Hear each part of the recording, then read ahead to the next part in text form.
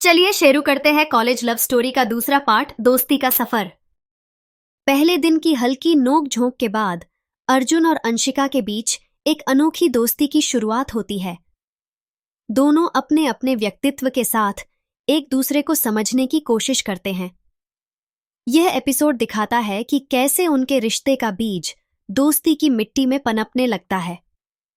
Arjun college की library में पढ़ाई कर रहा था, जबकि अंशिका अपनी दोस्तों के साथ कैंटीन में हंसी मजाक कर रही थी।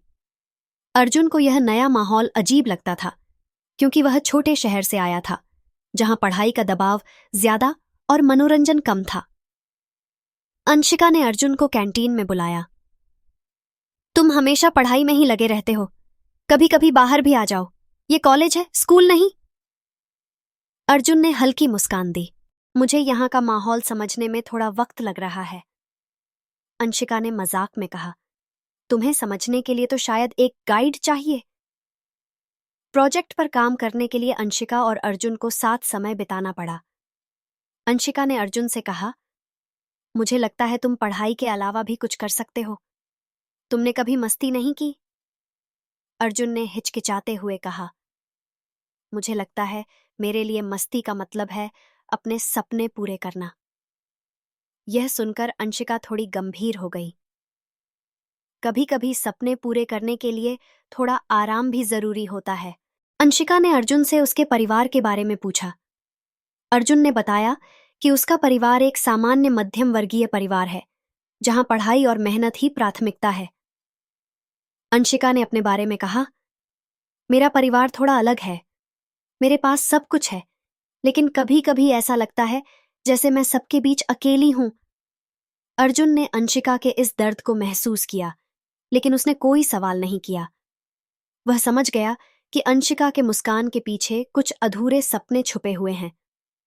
कॉलेज में फेस्ट की घोषणा होती है और अंशिका और अर्जुन को एक ही टीम में रखा जाता है। अंशिका ने कहा, अब तो तुम्हें थोड़ा खुलकर काम करना पड़ेगा। ये प्रोजेक्ट सिर्फ पढ़ाई नहीं है, ये मजेदार भी होगा।